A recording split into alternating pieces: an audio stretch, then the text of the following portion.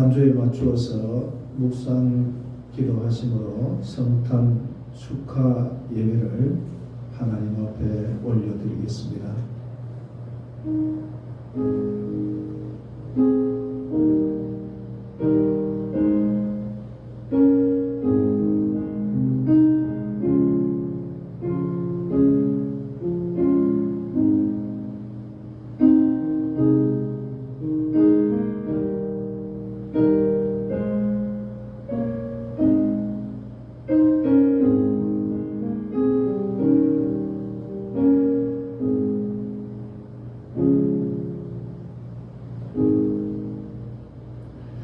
오늘 다윗의 동네에 너희를 위하여 구주가 나셨으니 곧 그리스도 주시니라.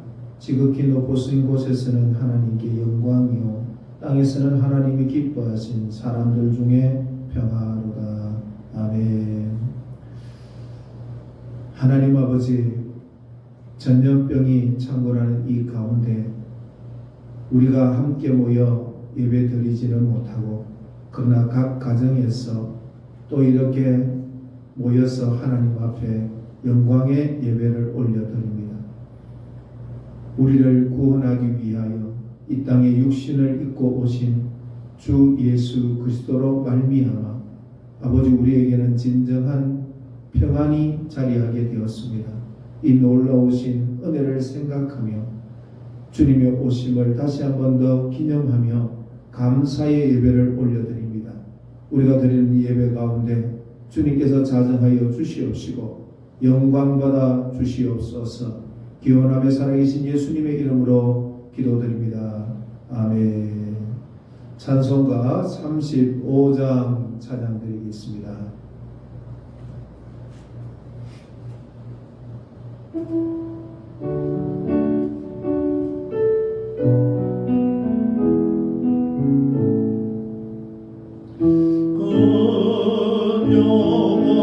영화로신 주 이곳에 오셔서 이 모인 나들로 주의 성 삼으사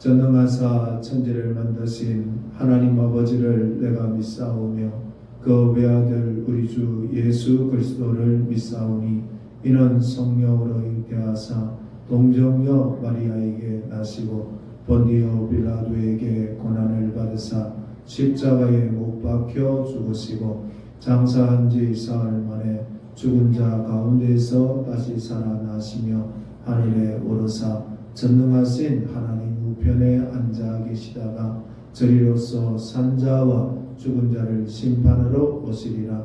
성령을 믿사오며 거룩한 공회와 성도가 서로 교통하는 것과 죄를 사하여 주시는 것과 몸이 다시 사는 것과 영원히 사는 것을 믿사옵나이다. 아멘. 찬송가 109장 찬양 드리겠습니다.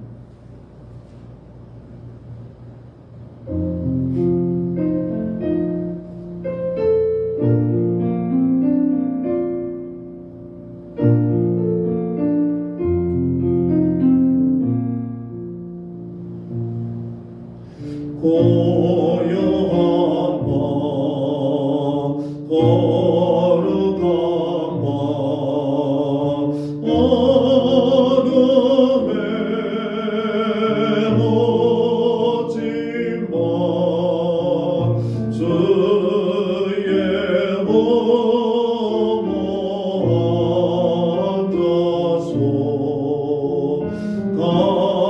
앉아서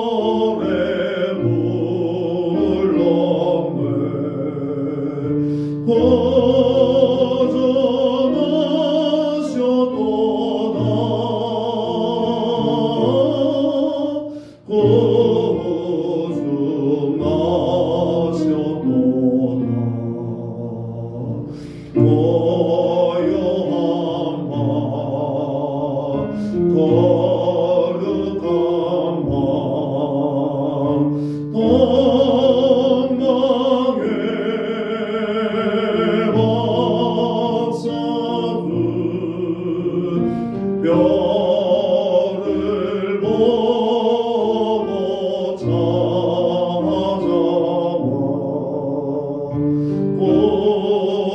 보러 경배 드렸네.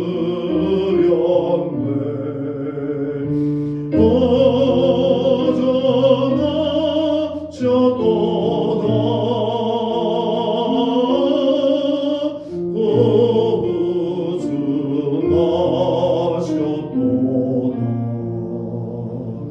고요한 밤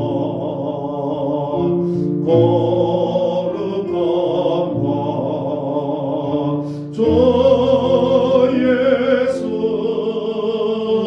나신 밤 그의 얼굴 밤죄가 상배지 되었네.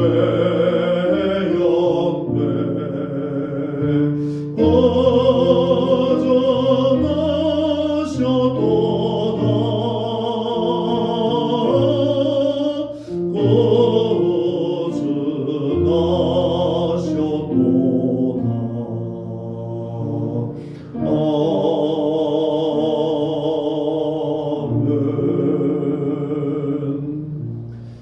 성경 말씀 보겠습니다. 요한복음 1장 14절 한 절만 보겠습니다. 요한복음 1장 14절 말씀을 제가 낭독해 드리겠습니다. 말씀이 육신이 되어 우리 가운데 거하시매 우리가 그의 영광을 보니 아버지의 독생자의 영광이요 은혜와 진리가 충만하더라. 아멘. 오늘은 성탄절입니다. 우리가 함께 모여서 예배는 드릴 수 없지만 그러나 우리 사랑하는 성도는 주님의 오심을 축하하는 이 예배적 삶은 놓칠 수 없기에 오늘도 각 가정에서 주님의 오심을 축하하며 기뻐하는 그런 즐거운 성탄절이 되시기를 먼저 주님의 이름으로 축원드립니다. 우리 영상으로 다 함께 인사 나누겠습니다. 메리 크리스마스. 반갑습니다.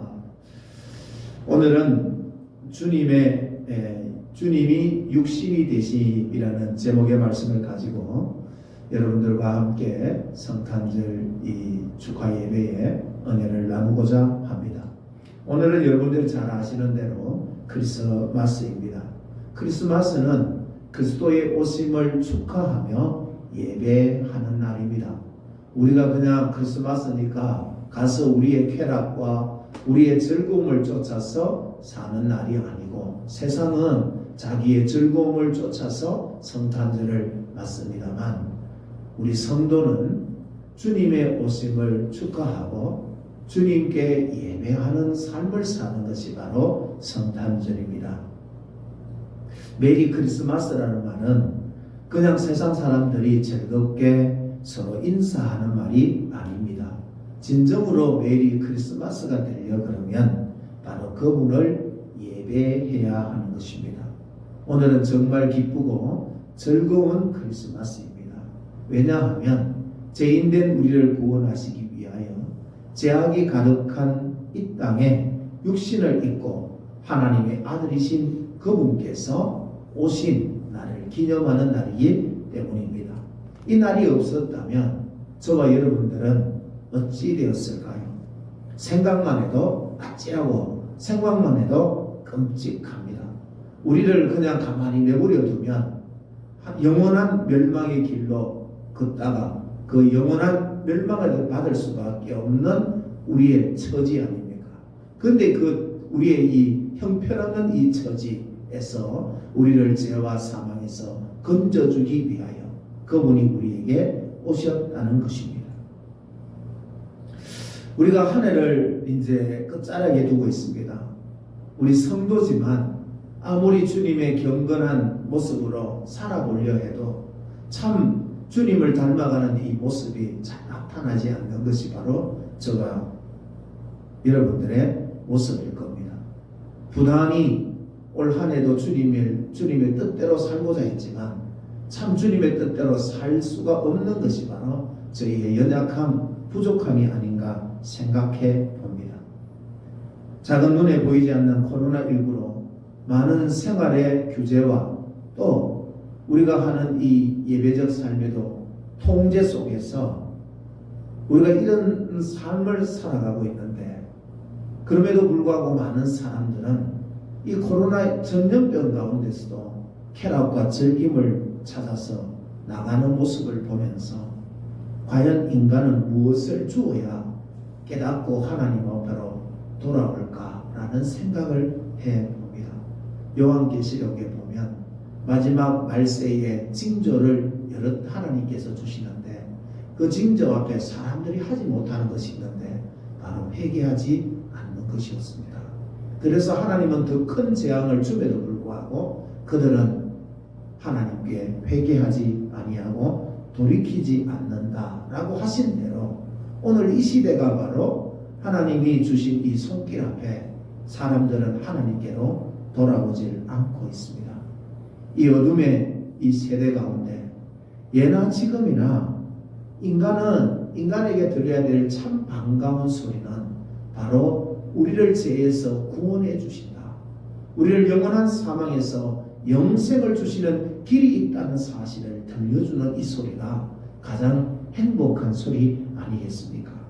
그 소리는 바로 복음입니다. 복음 외에는 죄와 사망에서 건져줄 수 있는 것은 없습니다. 그러므로 육신이 되신 이 성탄절에 온전히 주님을 선포할 수 있는 그런 복음의 사람, 믿음의 사람 되어지기를 바랍니다. 오늘은 바로 말씀이 육신이 되셨다는 것을 말해주는 성탄절입니다. 왜 말씀이 육신이 되셔야 했었을까요? 오늘 우리가 본문을 다 읽지 않았습니다만 원래는 1절부터 14절까지 읽으려고 했는데 오늘 14절만 중심 본문을 가지고 말씀을 나누려고 합니다. 자, 오늘 14절에 보면 말씀이 육신이 되셨다라고 이야기를 합니다. 여기에 말씀이란 말은 로고스를 이야기하는 것이거든요. 그 사도 요한은 예수님이 누구냐? 예수님은 바로 말씀이시다 라고 지금 소개를 하고 있는 것입니다. 로고스라고 하는 이 단어는 헬라 철학에서는 자연적 창조 세계에 이 성장시키는 신적인 이성의 원리로 받아들입니다. 세상이 창조되는 하나의 도구로 받아들이는 것이죠. 그래서 그냥 막연한 신에 반드시 이 로고스, 이 신적인 이성의 원리로 이 창조 세계, 이 자연 세계를 움직여가고 있다라는 개념으로 로고스를 씁니다. 그러나 사도 요한은 그들과는 달리 로고스를 인격성을 부여해 성자 예수 그리스도가 영원한 하나님이심을 설명하는데 이 로고스라는 단어를 사용하고 있다는 겁니다. 그분은 말씀이신데 그분은 태초에 계신 분이요 모든 만물을 지으신 창조주이심을 증거하고 있습니다. 우리가 이 요한복음 1장 1절부터 3절에 보면 태초에 말씀이 계시니라 이 말씀이 하나님과 함께 계셨으니 이 말씀은 곧 하나님이십니다. 그가 태초에 하나님과 함께 계셨고 만물이 그로 말미암아 지은 바 되었으니 지은 것이 하나도 그가 없이는 된 것이 없느니라 라고 설명하는 것입니다. 그분은 하나님의 아들이십니다. 영원부터 계신 하나님이심을 증거하고 있습니다. 그런 하나님께서 육신이 되셨다는 것입니다. 육신이 되셨다라는 것은 일반적 출생과는 달리 원래부터 존재했던 로고스가 사람으로 이 땅에 오셨음을 의미하는 것입니다. 여러분 신적인 속성을 버리신 것이 아니라 그대로 예수님은 신적인 속성을 가지시고 육신을 입고 오셨음을 증거하는 것입니다. 이단들의 주장이 잘못되었음을 보여주는 것이죠. 예수님은 피조물일 뿐이라 오늘날에도 보면 여호와의 증인들 또 이슬람인들은 예수님을 하나의 피조물로 생각하지 결코 하나님의 아들 신이시라고 인정하지 않습니다. 여러분 육신이 되셨다는 것은 단순히 보이는 형질만을 말하는 것이 아니라 그 또한 연약한 늙고 쇠하고 죽을 수밖에 없는 존재로 오셨음을 보여주는 것입니다. 이 육신이 되셨다는 것은 창세기 6장 3절에 여호와께서 이르시되 나의 영이 영원히 사람과 함께 하지 아니하니니 이는 그들이 육신이 됨이라. 하나님의 형상을 잃어버린 하나님을 거역하고 대적하여 자기의 뜻대로 살아가면서 육신이 되어버리고 말았다는 것입니다. 육신이 된 인간은 제 아래에 있습니다. 로마서 3장 10절부터 18절에 보면 기록된 바 의인은 없나니 하나도 없으며 깨닫는 자도 없고 하나님을 찾는 자도 없고 다 치우쳐 함께 무익하게 되고 선을 행하는 자는 없으니 하나도 없도다. 그들의 목구름은 열린 무덤이요 그 혀로는 쏘김을 일삼으며 그 입술에는 독사의 독이 있고 그 입에는 저주와 악독이 가득하고 그 발은 피 흘리는 데 빠름이라. 파멸과 고생이 그 길에 있어 평강의 길을 알지 못하였고 그들의 눈앞에 하나님을 두려움이 없느니라 함과 같으니라. 하나님의 아들이신 그분이 하나님을 두려움이 없이 심판을 받을 수밖에 없는 죄인인 나를 구원하시기 위하여 육신이 되셨다는 것입니다. 하나님이 받으시는 제물이 되시려면 흠없고 점없는 거룩한 제물만이 제물이 될 수 있다라고 성경은 말합니다. 히브리서 9장 12절 염소와 송아지의 피로 하지 아니하고 오직 자기의 피로 영원한 속죄를 이루사 단번에 성소에 들어가셨느니라. 염소와 항소의 피와 및 암송아지의 죄를 부정한 자에게 뿌려 그 육체를 정결하게 하며 거룩하게 하거든. 14절에 하물며 영원하신 성령으로 말미암아 흠없는 자기를 하나님께 드린 그리스도의 피가 어찌 너희 양심을 죽은 행실에서 깨끗하게 하고 살아계신 하나님을 섬기게 하지 못하겠느냐. 베드로 사도는 또 이렇게 말합니다. 베드로전서 1장 19절에 오직 흠없고 점없는 어린 양 같은 그 배로 그리스도의 보배로운 피로 된 것이니라. 그런데 우리를 구원하시기 위하여 흠없고 점없는 하나님 앞에 드려지는 온전한 제물이 되시기 위하여 예수님은 이 땅에 육신이 되셨다라고 말씀하고 있습니다. 그분은 육신의 제물이 되시기 위하여 이 땅에 오신 것이라고 성경은 말씀해 주고 있는 것이죠. 그분이 육신이 되어 오심으로 말미암아 저와 여러분이 죄에서 대속함을 받아 영원한 심판을 면하게 된 것입니다. 여러분, 예수님의 위대성은 어디에 있는지 아십니까? 그분이 육신이 되셨다고 해서 그분의 신성이 사라진 것이 아닙니다. 그분이 육신이 되셨다고 해서 신적인 권능과 능력이 없어진 것이 아니라는 말입니다. 그분은 그대로 신적인 능력과 권세를 가지고 계십니다. 그러나 그분은 그 신적인 능력과 권능을 자기 자신을 위해서 사용하지 않으셨다고 성경은 말씀합니다. 거기에 바로 위대성이 있는 것입니다. 40일 금식기도 하신 후에 성령에 이끌려 사단에게 시험을 받았습니다. 그때 굶주린 예수님께 마귀가 돌로 떡을 만들어 먹으라고 말합니다. 예수님께서는 얼마든지 돌을 떡으로 만들 수 있습니다. 그런데 예수님은 그렇게 하지 않으셨습니다. 원수 마귀는 계속해서 육신으로 살지 말고 하나님으로 살 것을 요구하는 시험을 하고 있는 것입니다. 그렇게 되면 우리를 죄에서 대속하시는 삶을 살 수가 없게 되는 것을 이 원수 마귀는 너무나도 잘 알고 있는 것이죠. 그래서 하나님이면서도 예수님은 자신을 위해서 그 권능과 능력을 사용하지 않으시고 오직 하나님 아버지의 영광을 나타내고 그리고 구약에 약속된 말씀을 성취하시기 위하여 표적을 행하시고 능력을 행하시고 기적을 행하시는 능력을 행사하셨던 것을 우리는 보게 되는 것이죠. 영혼들을 구원하시기 위하여 신적인 권능과 능력을 사용하셨던 것을 보게 됩니다. 대제사장의 하수인들이 예수님을 십자가에 달기 위하여 잡기 위해 칼을 들고 찾아갔습니다. 그때 베드로가 작은 칼을 꺼내어서 대제사장의 종인 말고의 길을 잘라버렸습니다. 그때 예수님이 뭐라고 했습니까? 내가 지금 12영 더 되는 천사를 동원하지 못한 줄로 아느냐. 그러면서 말고의 길을 붙여주시고 주님께서 신적인 능력을 행사하지 않으시는 것을 보게 됩니다. 이렇게 하신 이유가 무엇이겠습니까? 바로 육신이 되셔서 오신 목적을 이루기 위함입니다. 구약에서 약속하신 아버지의 뜻을 이루고 죄인된 저와 여러분들을 온전히 대속하여 영원토록 함께 하시기 위하여 그렇게 하신 것이라는 사실을 성경은 말씀해 주고 있는 것이죠. 주님의 위대성이 바로 거기에 있는 것입니다. 여러분, 육신이 되신 이유가 뭔지 오늘 본문이 우리에게 소개해 주고 있는데 그분이 왜 육신이 되셨을까? 14절을 보십시오. 말씀이 육신이 되어 우리 가운데 거하시네. 여러분, 그 육신이 되신 이유를 우리 가운데 거하시네라고 하고 있습니다.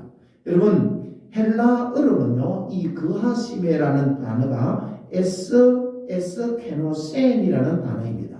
이 말은 우리 가운데 천막을 치셨다라는 말입니다.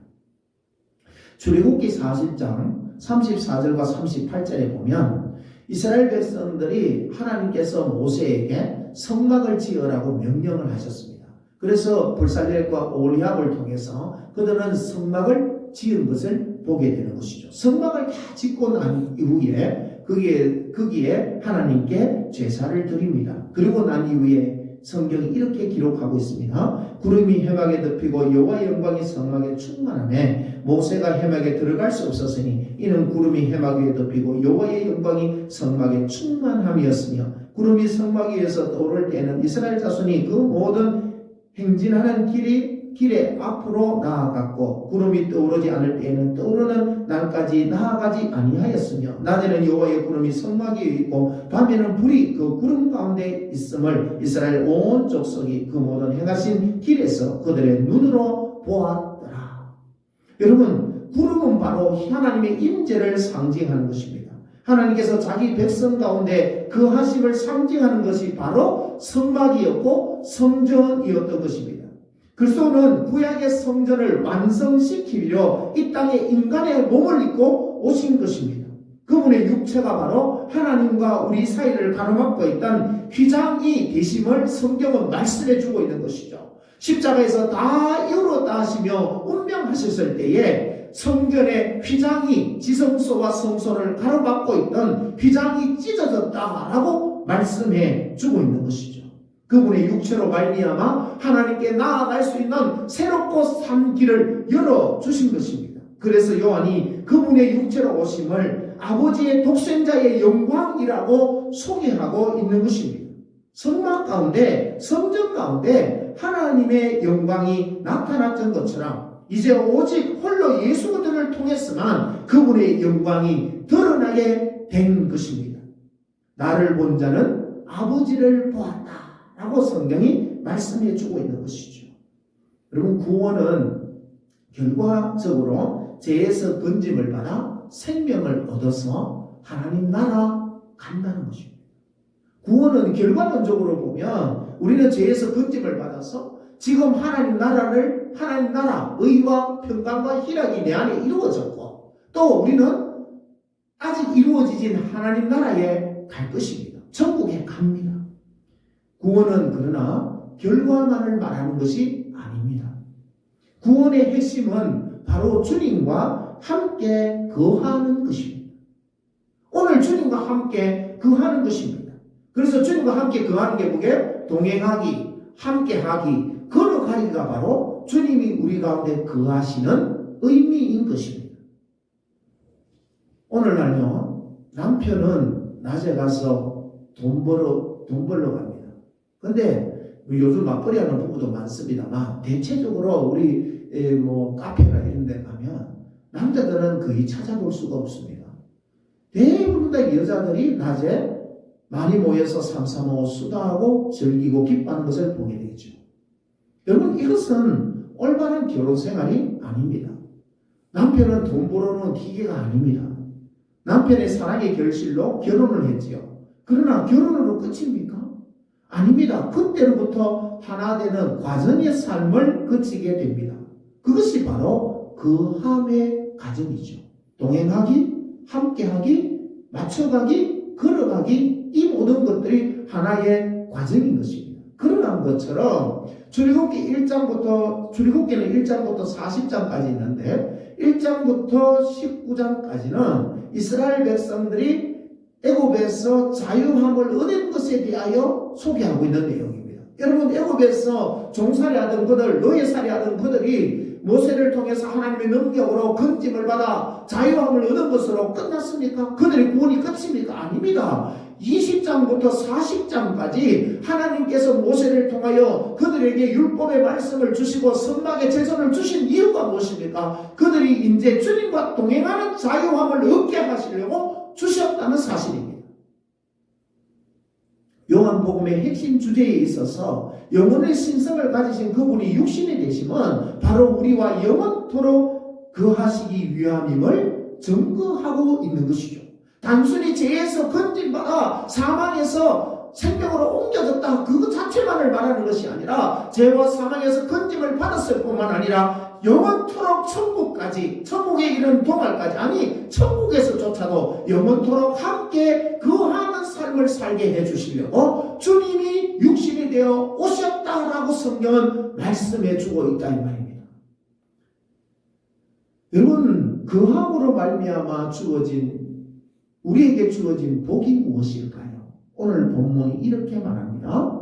다시 한번 오늘 본문을 보겠습니다. 말씀이 육신이 되어 우리 가운데 거하시매 우리가 그의 영광을 보니 아버지의 독생자의 영광이요 라고 말씀합니다. 여러분, 거함으로 말미암아, 주님이 내 안에 거하심으로 말미암아, 그분이 육신이 되어 우리 가운데 거하심으로 말미암아 우리가 받아 누리는 복이 뭐냐? 첫 번째 바로 영광을 보게 된다는 것입니다. 여러분, 영광은 하나님 자체입니다.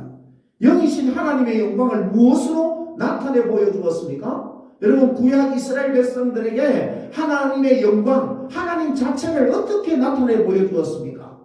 출애굽기 14장 18절에 보면 내가 바로와 그의 병과 마병으로 말미암아 영광을 얻을 때야 애굽 사람들이 나를 여호와인 줄 알리라 하시더니, 하나님의 영광을 무엇으로 나타냈습니까? 능력과 권능으로 애굽의 바로왕 그 수하들을 홍해에 수장시킴으로 말미암아 이스라엘 백성들에게 하나님의 영광을 드러내 보여주시고 하나님을 알게 해주셨던 것을 보게 되는 것이죠.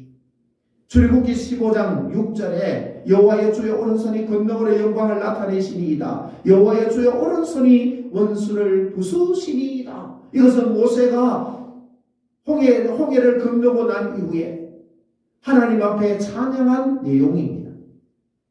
이스라엘 백성들이 먹을 것이 없어서 하나님 앞에 원망을 합니다. 광야에서.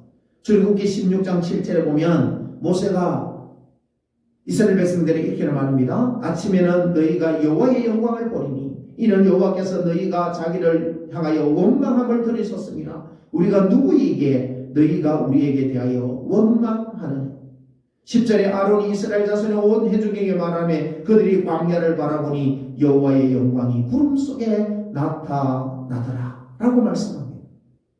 구약에서 여호와 하나님의 영광을 보고 싶어한 자가 또 있었습니다. 모세는요, 구름과 큰 소리 가운데 나타나는 영광 말고 하나님을 친히 뵙고 싶어 했습니다. 너무 말씀하신 하나님을 뵙고 싶어 했습니다. 출애굽기 33장 18절부터 보면 모세가 이르되 원하건대 주의 영광을 내게 보이소서. 여호와께서 이르시되 내가 내 모든 선한 것을 네 앞으로 지나가게 하고 여호와의 이름을 내 앞에 선포하리라. 나는 은혜 베풀 자에게 은혜를 베풀고 긍휼을 길 자에게 긍휼을 베푸느니라. 또 이르시되 네가 내 얼굴을 보지 못하리니 나를 보고 살 자가 없음이니라. 여호와께서도 이르시기를 보라 내 곁에 한 장소가 있으니 너는 그 반석 위에 서라. 내 영광이 지나갈 때에 내가 너를 반석 틈에 두고 내가 지나도록 내 손을 너를 덮었다가 23절에 손을 거두리니 네가 내 등을 볼 것이요 얼굴은 보지 못하리라. 사도 모세는요 그토록 하나님의 영광을 보기를 원했습니다. 그런데 이제는 하나님의 아들이신 하나님이신 그분이 육신이 되어 오셔서 거함으로 인하여 우리가 아버지의 독생자의 영광을 보게 되었다는 것입니다. 여러분, 이제는 예수 그리스도로 말미암아 우리는 하나님을 아버지라 부르게 되고 아버지의 영광을 보는 하나님의 살아계신 영광을 친히 볼 수 있는 그런 복이 우리에게 주어졌다는 것입니다. 여러분, 이 복은요 누가 누리는지 아십니까? 바로 성령으로 거듭난 자가 누립니다. 교회 다니는 자가 누리는 것이 아닙니다. 교회 20년 다녀도 거듭나지 못한 자는 결코 예수 그리스도 안에 거할 수도 없고 예수 그리스도 안에 있는 아버지의 영광을 절대 볼 수가 없습니다. 거듭난 자만 오직 예수 그리스도 안에 하나님의 영광을 보게 된다는 사실입니다. 두 번째, 주님이 우리 안에 거하심으로 말미암아 우리가 누리는 복이 무엇인가? 충만한 은혜를 누리게 됩니다. 우리 오늘 14절 말미에 뭐라고 되어 있습니까? 은혜와 진리가 충만하더라. 육체를 입고 오신 예수 그리스도 안에서 우리는 하나님이 죄인들에게 베푸신 은혜를 봅니다. 은혜는 기독교 핵심 교리를 담고 있는 단어 중에 하나입니다. 세상은 자력 종교입니다. 세상 사람들은요, 뭐든지 할 수 있다고만 생각합니다. 자기 안에 거인, 초인이 있어가지고 우리는 뭐든지 할 수 있다고, 꿈만 꾸면 뭐든지 할 수 있다라고 그렇게 말합니다. 세상은 그렇게 말합니다. 그러나 성경은 그렇게 말하지 않습니다. 성경은 우리의 정체성에 대하여 여러 번 그릇에 표현합니다. 우리는 질그릇이다. 깨지기 쉬운 질그릇이다. 근데 그 질그릇에 뭐를 담아주십니까? 은혜를 담아주시는 거예요. 하나님이 은혜를 담아주시는 거예요. 그래서 우리의 정체성은 은혜를 담을 때에 비로소 사람다운 삶을 살 수 있는 것이죠. 자신의 공로로 하나님의 거룩하심 앞에 나아갈 수 있는 사람은 아무도 없습니다. 자기의 자력의 힘으로 하나님 앞에 나아갈 수 있는 자는 아무도 없습니다. 구원에 이를 수 있는 자는 아무도 없습니다. 성경은 말합니다. 모든 인간은 죄인이다. 죄인은 하나님과 절대 화목의 관계를 이룰 수 없다라는 사실을 이야기하는 거죠. 죄에 대해 철저히 무력한 인간들의 문제를 해결해 주시기 위하여 하나님의 아들 예수님이 우리를 찾아오시는 것입니다. 주님은 우리가 만지고 느끼고 볼 수 있는 분으로 인간의 역사 속에 찾아오신 것입니다. 하나님은 거룩하신 신성을 예수님의 연약한 육신 속에 두심으로 그분이 우리와 동일한 시험을 받게 하셨으며 마침내 대속의 죽음을 감당하게 하셨습니다. 예수님이 육신을 입고 우리를 위해 감당하신 모든 것은 오로지 받을 자격 없는 자들에게 베푸신 하나님의 크신 은혜인 것입니다. 우리는 누구든지 예수 그리스도라는 구원의 길을 통해 하나님 아버지께 나아갈 수 있습니다. 하나님의 자녀라는 신분을 가지고 이제는 하나님을 아버지라 부를 수 있게 되었습니다. 이보다 더 큰 은혜와 사랑이 어디에 있을까요?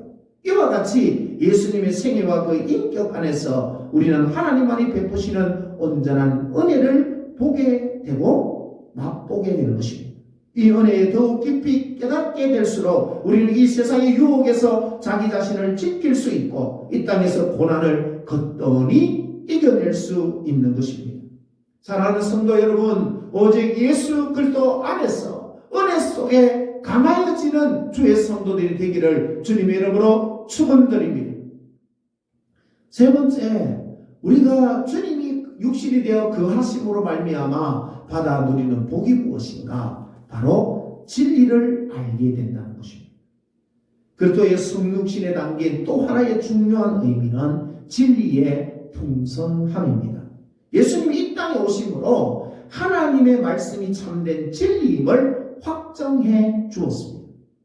하나님은 인간의 처음 범죄한 즉 아담의 죄에 대한 해결책으로 여자의 후손이신 메시아 예수님을 보내주실 것을 약속하셨습니다.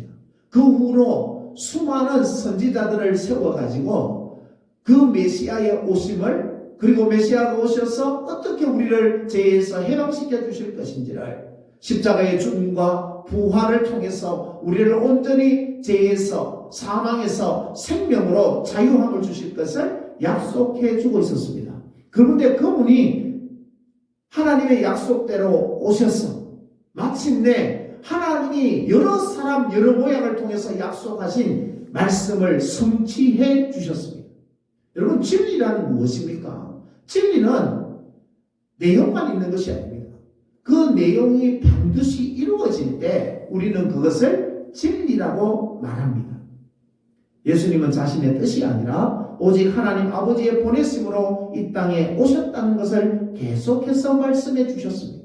신실한 하나님의 메시아를 통해 이 땅의 죄인들을 구원하시겠다는 당신의 약속을 확실하게 지키신 것입니다. 그래서 우리는 성육신하신 그리스도를 통해서 하나님의 말씀은 우리가 의지하기에 충분한 진리라는 사실을 확정하게 되는 것입니다. 절대적 진리인 하나님의 말씀을 확고하게 붙잡아야 합니다.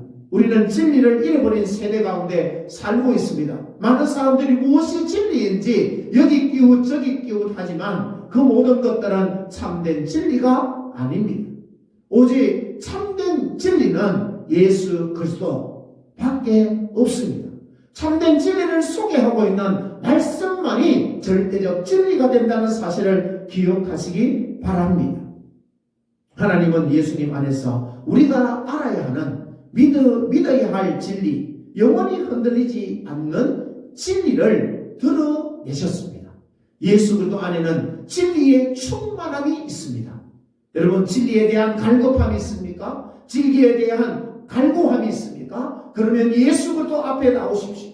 그래서 성경을 펼쳐서 예수님을 깊이 알아가십시오. 그러면 여러분 안에 진리로 말미암아 주어지는 자유의 충만함을 누리게 될 것입니다. 사랑하는 성도 여러분, 말씀을 갈무리 하겠습니다. 성탄은 주님의 육신이 되어 오심은 하나님의 우리를 향한 사랑의 프로포즈입니다. 하나님의 프로포즈를 거부하는 것만큼 악한 것은 없습니다. 가장 악한 것은 하나님의 사랑의 프로포즈를 거절하는 것입니다. 교회 다니면서 은혜를 전혀 경험하지 못한 분들이 있습니다. 10년 다니고 20년 다녔는데도 믿어지지 않는 것, 그거 어떻게 보면 기적입니다. 마음의 문을 활짝 열으라 말하지 않습니다. 조금만이라도 여십시오. 그러면 그 틈 사이로 주님의 은혜가 들어가기만 하면 은혜의 물결로 넘실거리게 될 것입니다. 에스겔서에 보면 성전 문지방에서 서며 나온 그 물이 여러분 발목, 무릎, 허리 넘지 못할 강, 그 물이 또 바다로 흘러 들어가서 죽음의 바다가 생명이 넘실거리는 바다로 변화되어지는 것을 보게 되는 것이죠. 여러분, 내가 가진 생각, 내가 가진 경험들을 내려놓고 이제는 주님의 말씀대로 육신이 되어 오신 주님을 받아들이십시오. 영광의 주님을 받아들이십시오. 그러면 여러분들 안에 놀라운 주님의 복의 역사가 이루어질 것입니다. 오늘 우리 세 가지 복을 얘기했는데 무엇입니까? 하나님의 영광을 보게 될 것입니다. 하나님의 은혜를 경험하게 될 것입니다. 풍성한 진리를 알게 되어서 여러분들을 자유함의 자리로 이끌어 가실 것입니다. 이 성탄절날 이 복이 여러분들에게 임하기를 다시 한 번 더 주님의 이름으로 축원드립니다. 기도하겠습니다. 아버지 하나님, 말씀이 육신이 되어 우리 가운데 거하심에 우리가 그의 영광을 보니 아버지의 독생자의 영광이요 은혜와 진리가 충만하더라는 이 계시의 말씀을 통하여 오늘 하나님 아버지 성탄절날 말씀을 상고해 보았습니다. 주님이 육신이 되어 오신 것은 바로 우리 가운데 거하시기 위함이요 영원토록 아버지의 영광을 보여주시기 위하여 은혜 가운데 살게 해주시기 위하여 아버지의 진리 안에서 자유함을 얻게 하기 위하여 주님께서 말씀이 육신이 되어 우리가 안에 오신 줄 믿습니다. 아버지 하나님, 주님을 믿는 믿음의 자리로 우리 사랑하는 성도들을 이끌어 주시고 이제 영원토록 주님과 동행하는 삶이 이루어지게 하옵소서. 감사하며 살아계신 예수님의 이름으로 기도드립니다. 아멘. 찬송가 115장 찬양 드리시겠습니다.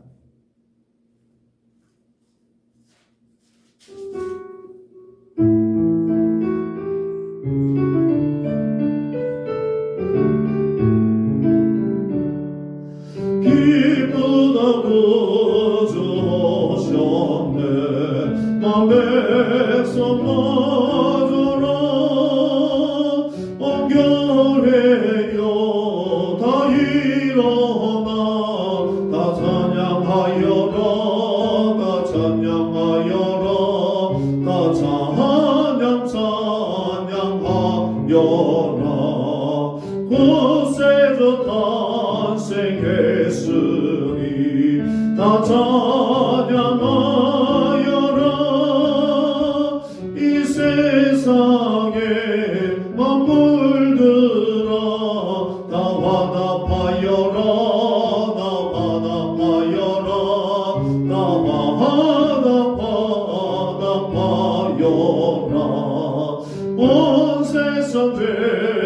불사하려 주 예수 오셨네. 죄와 슬픔 몰아내고 다 구원하시네. 다 구원하시네. 다 구원하시네. 은혜와 진리 되신 주 다 주관하시니 만국 백성 구주 앞에 다 경배하여라. 다 경배하여라. 다 경배하여라.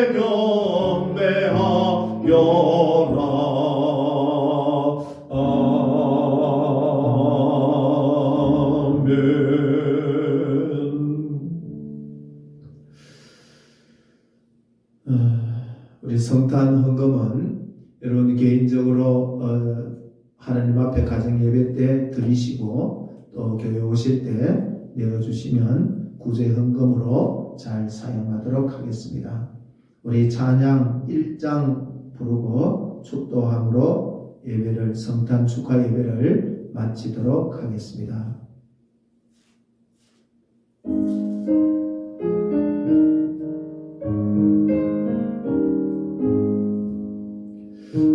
만복의 근원 하나님 엄에서 찬송 드리고 저 전사여 찬송하세.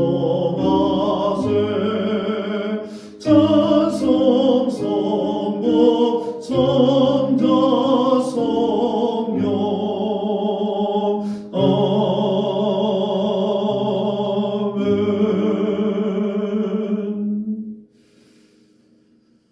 지금은 우리 주 예수 그리스도의 은혜와 아들까지 내어주신 하나님의 극진하신 사랑하심과 성령님의 내주 위로 교통 충만하심이 이 땅에 육신이 되어 우리 가운데 거하신 주님을 믿으며 아버지의 영광을 보고 은혜와 진리 가운데 살기로 다짐하는 사랑하는 성도들 무리무리 위에와 우리 행복한 반석교회 위에와 이들의 가정 위에 지금으로부터 영원토록 함께 있을지어다. 아멘.